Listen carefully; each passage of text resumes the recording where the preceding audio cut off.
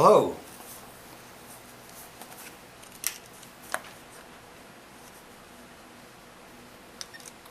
A substantial increase in transportation infrastructure investment is essential to secure a bright future for the U.S. economy. Current funding mechanisms are incapable of providing the level of investment needed. The creation of a national infrastructure bank would offer many advantages, including job creation, promotion of private investment, and enabling state and local spending on vital projects. Observation 1, harms. Existing mechanisms for funding infrastructure investments are inherently flawed. Subpoint A. The federal gasoline tax is incapable of properly financing necessary investment in transportation infrastructure. Stanley is the Director of Urban Land Use Policy, Reason Foundation, 2009. Over half the funds flowing into our surface transportation infrastructure comes from fuel and vehicle taxes. Unfortunately, fuel taxes are an increasingly unsustainable funding source. Inflation steadily erodes the purchasing power of fuel tax revenues, which are rarely increased since raising gas taxes is politically unpopular. At the same time, fuel efficiency for cars has increased 54% since 1975. Thus, more people pay less in taxes for each mile they drive, even as that mile is more expensive to maintain, and even as the demand for road travel increases. And it's going to get worse. Fuel efficiency standards passed in 2007 require new auto fleets to improve 40% from today to an average of 35 miles a gallon by 2020. This means fuel tax revenues will continue to shrink relative to the use of the system. Economists have a term for this: fiscal illusion. We have created a false perception that we are paying for public service through taxes when, in fact, we are not.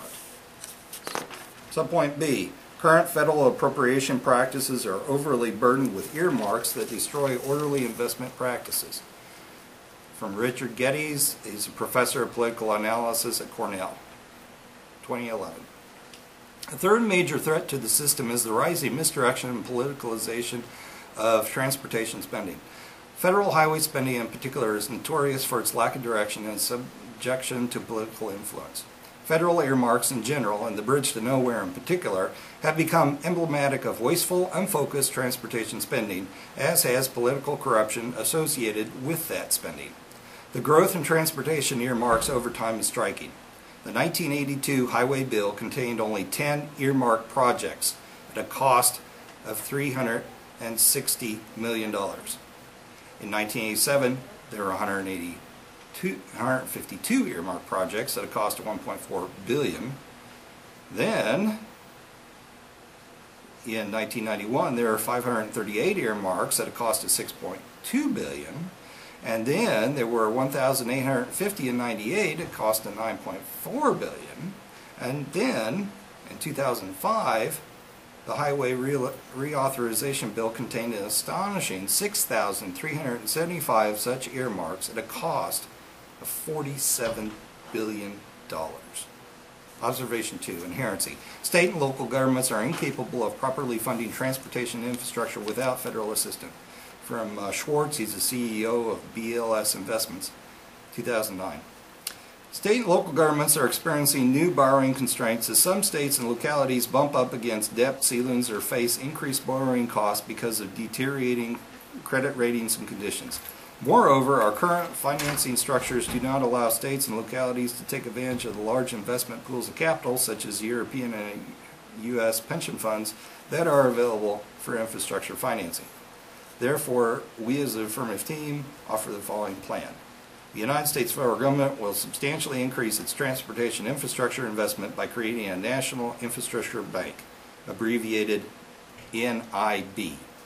Plank 1. Federal investment in the NIB would be $60 billion over a 10-year period, with funding derived from a tax on crude oil levied at U.S. refineries. Plank 2. Investment decisions for the NIB will be made by an independent 5-member board appointed by the President and approved by the Senate, similar to the model now used for the Board of Governors of the Federal Reserve Board. Observation 3, solvency. An American infrastructure bank will add investment in all the right places. Subpoint A, the bank will generate private support. Miller, he's an analyst at Urban Land Institute, 2009. New infrastructure networks and necessary repairs will cost trillions of dollars to complete over the next 2 decades. The United States should establish an American infrastructure bank to help finance national networks, attract more private capital, and advance public-private partnerships. In addition, funding burdens must shift from taxpayers to users, since depleted government coffers will not sustain initiatives. Subpoint B.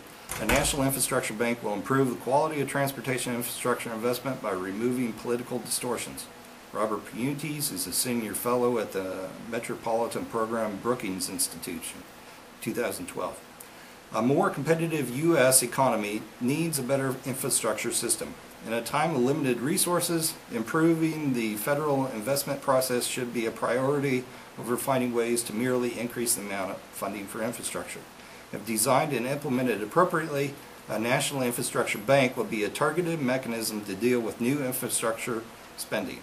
An NIB would provide a better project selection process for neglected federal investment in infrastructure, such as capital projects across jurisdictions and state borders, but there would also be more rigorous evaluation of projects across different types of infrastructure. The plan offers the following advantages. Advantage 1. National Infrastructure Bank will best promote U.S. economic competitiveness.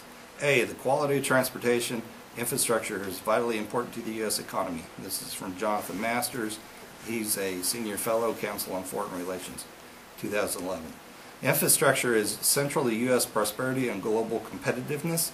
It matters because state-of-the-art transportation, telecommunications, and energy networks, the connective tissue of the nation, are critical to moving goods, ideas, and workers quickly and efficiently and providing a safe, secure, and competitive climate for business operations. B. The current decay in transportation infrastructure significantly undermines U.S. economic competitiveness. Rockefeller, he's a U.S. Senator, 2009. Our national surface transportation system provides the physical foundation for our economy, allowing people and goods to move throughout the country. Unfortunately, investment has not kept up with demand in the system over the last few decades. As a result, our physical infrastructure is in disrepair, congestion plagues our highways, ports, and railroads, and limited financial resources available to fix the broken system. In addition, the transportation sector continues to be the largest emitter of carbon dioxide in the United States. C.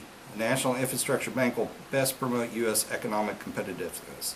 Corliss, he's the Director of Transportation for America, 2009. Transportation investments are our nation's best tool to improve our economic competitiveness, reduce energy usage and curb greenhouse gas emissions, provide good-paying green jobs, and increase economic opportunity and life for all Americans. Advantage 2. A national infrastructure bank will best promote job growth in the U.S. economy. A. Unemployment is a significant problem in the U.S. economy. Beasler, 2012. Alan Kruger, chairman of the President's Council of Economic Advisors, in a statement on the monthly employment report said the unemployment rate for construction workers is 17%. Mr. Kruger said the high unemployment in the construction sector, which is more than twice the national unemployment rate, is a reason for the government to modernize the nation's infrastructure and spend on maintenance of highways, bridges, and ports. B. Transportation infrastructure investment will best promote job growth. Lotsky, he's a senior fellow at New York University, 2010. Obama says the infrastructure bank will take a government commitment of $60 billion over 10 years and turn it into almost $500 billion of additional infrastructure spending. This multiplying investment will produce nearly 2 million new jobs. And that I ran over 44 seconds. But I would now be open for cross-examination and points of clarification. So, thanks.